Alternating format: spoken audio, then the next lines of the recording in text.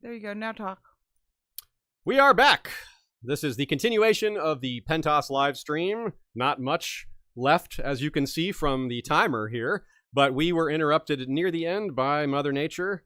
Very powerful Mother Nature she is. Mother technology? Yeah, a little of both. Yeah, we had a power surge and all our internet and power and all the computers turned off. What can you do? Yep. What can you do? So we'll continue right where we were. So Dany, another reason Dany might feel a huge sense of betrayal is that there's the prophecy of a treason. She could think this is the treason for love. Illyrio is loved Sarah and is trying to put the child of his love on the throne of Westeros. So whether that's true or not is almost irrelevant. It's whether Dany sees it as true, is convinced it is, or one way. Wasn't one of the betrayals for gold? Like, if he wants to be master of coin, or if that's what he's telling her, she might interpret it that way too. She might be like, one way or the other, this is a betrayal. It looks bad. Yeah, it's like, well, this looks like one of the prophesied betrayals here. It could really look that way. And then she could become far from trusting Illyrio, just that complete flipped into this guy is very untrustworthy. So that's a really interesting possible conundrum to come up that I think was pretty likely to happen. Guessing how she navigates it is a lot trickier. There's so many possibilities. So Nina suggests that Dany has more motivation to hand Pentos over to the Tattered Prince than she has to allow Aegon to take the Iron Throne. Like, she has more motivation to give up Pentos than to support Aegon, which is an odd spot to be in. Now, earlier we referenced this quote we're about to have here about Illyrio's odd trust with his own people. Quote, "As for my household, they love me well. None would betray me." Not me now. I'm sorry. Cherish that thought, my fat friend. One day we will carve those words upon your crypt. Yep, we might. I wonder if Tyrion is really part of that we. I wonder if Tyrion will see the death of Illyrio. And we've pointed out many times that, yes, Pentos is the closest to King's Landing. But it's even closer to Dragonstone. So that is a jumping off point, potentially. That proximity, along with their small military, might help save Pentos from greater devastation. They're just as rotten as some of the others, but as I said, their weaknesses might be a bit of a boon.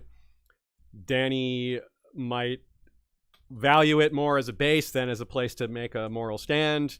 It might be something that she doubles back to deal with later while moving on to bigger and more important things. And with Dragonstone so close, she might be kind of eager to get, like, well, Dragonstone's just right there. Like, I don't want to get bogged down here in Pentos like I did in Meereen or whatever. Things are happening there now. And her advisors will probably agree with that. I mean, Tyrion and Barristan and maybe not quite as much Makoro because he's not Westerosi, but all the Westerosi with her want her to go back to Westeros because they want to go back there too. They want to live in the country they're from and be reaccepted there and yeah, all that. So that's important. There's so many facets to this that could easily go one way or the other. You know, like just the right presentation to Dany, or just the wrong move by Illyrio, or just the timing of, you know, the order things come up. Seems like it could have these huge swings as to whether or not Pentos gets torched or Pentos is Dany's strongest ally, to whether or not they launch from Pentos or to Pentos. You know, I can see, you know, accounting for all these factors, the way these things are all sort of intertwined and these kind of pending plot lines that George has going. I'm starting to see why people want the next book to come out. just now starting to get it, huh? Yeah. One other wrinkle here is Pentos's long history of befriending and supporting her family. That might be something that she looks positively on. Aegon had an alliance with them. Maegor, Daemon, Laena, Baela, Rhaena, Jaehaerys. Rhaenyra wanted to hide some of her kids there during the war. I mean, there's a lot of connection there, and Dany might look at that as a plus.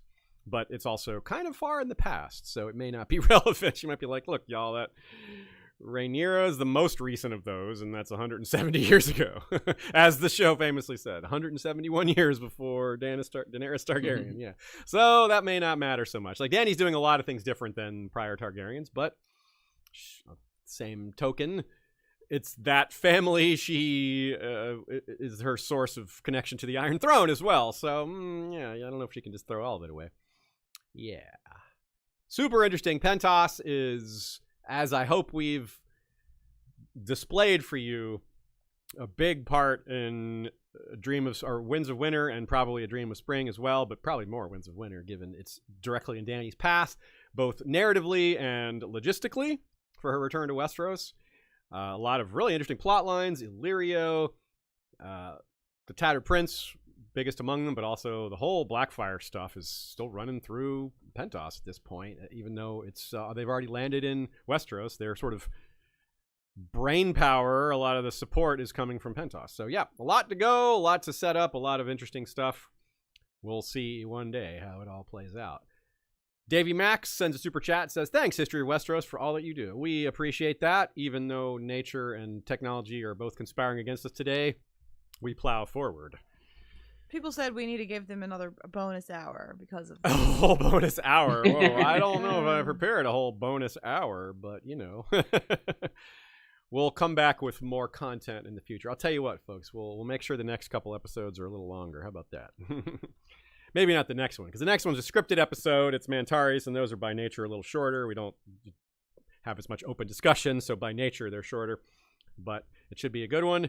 A lot more Valyrian lore, talking about the magic, and Mantari sits right on the outskirts of the ruined peninsula. It's like right there. Like, part of its territory would have been obliterated, but part of it survived, like where the city rests. So it's kind of an interesting, like, estuary of fallout and normalcy, but also Valyrian ancient magic and things like that. It's not at all like Volantis, even though it's similar proximity to the ruined peninsula. Very different situation. So we'll be getting into that next week. That, like I said, will be a scripted episode, so there won't be a live stream. And the trivia question. This is one where I actually left the clue in the episode. If you were paying close attention, you may have noticed the answer. The question again was, the Pentashi historian / politician Jezio Haratis wrote a book called Before the Dragons that claimed Pentos and what other city were actually founded before the Freehold? The answer is Lorath. Yes, Lorath. And we have an episode on Lorath, so you could go right to that one next if you haven't listened to it or feel like it's time for a re-listen. Other episodes that are along these lines that refer to things we talked about in this episode today include the other free cities like Lys and Qohor, which we have episodes on. So now we've done 4 of the 9 free cities. The Stepstones, of course, came up quite a lot. Kingdom of Sarnor, as well as Ib, and one other one that I'm forgetting now that I've forgotten, but that's enough. That's plenty. Plus, all of our Valar Reredas for especially Dance of the Dragons, where a lot of Illyrio stuff is, and Tyrion stuff. Riding in the palanquin with him is some really juicy material.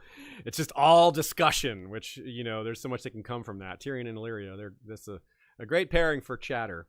So that's another good recommendation. So if you want us to cover a different free city, well, you better get involved in the voting. You can join up with our Patreon for that. That said, votes will be coming a little less often in the short term as we get closer to Valar Reredas for Fire and Blood. That's coming in August. I think y'all have 2 more votes for Yeah. for the short term. Lots more votes in the long term. Yeah, because we have a few weeks off. 1 or 2 weeks off, and 1 episode already chosen. We're going to do Under the Dragon's House Hightower for one of our episodes. That'll be the period of from the conquest till the dance. It took us 2 episodes to do that for the North, but for House Hightower being just 1 house, I think we can do it in 1, but maybe it'll just be a really long episode. Maybe that'll be part of your extra hour there that will fit in. One way or another, we got plenty more content to go. The topics, remains deep and fully unplumbed. We have much more to go.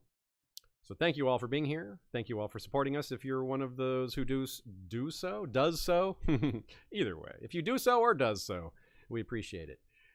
Thanks to Nina for her great notes. A lot of great takes on the future of Pentos and navigating the difficulties and complexities of Illyrio the Tattered Prince and Dany and Tyrion and all that information and the order it might come out in and how it might go. It's really super interesting. George has done a great job of setting it up without making it clear on what's going to happen. A lot of these things we can kind of see where it's going, but this is one where it's like, I could perceive a lot of different directions for this to go, even though some things are pretty likely to happen. Like Dany's not going to get killed by the Pentoshi, but pretty much everyone else, other than like Tyrion, is like could die or change sides or I don't know what, but yeah. And, you know, not that those two characters couldn't die later, just not in Pentos, I don't think. And there's a lot more to a character's arc than die or not die, right? Yeah, absolutely. The sort of directions and mysteries and whatnot sprouting out from this are infinite, discounting who dies or doesn't. So. Yeah, it's like one of those things where this is one of those episodes where a lot of times the episode feels this way because it never ends, like the things we can say about these things. But this is one where I feel like it feels particularly incomplete because of all the plot lines that are just getting big now. Yeah, and that we could only guess on. And there's like with George's imagination, we couldn't possibly guess all the things that he's considering. It's almost like a chess game where there's like or a Cyvass game. There are these there are like these if-then questions. But there's several different ones, and just going to like the third or fourth level of an if-then, when you have like 8 different options to work with, you're getting to thousands of potential outcomes really fast. Yeah, so. That's where the phrase permutation starts to come in, because it's just like there's so many. It becomes beyond possibilities.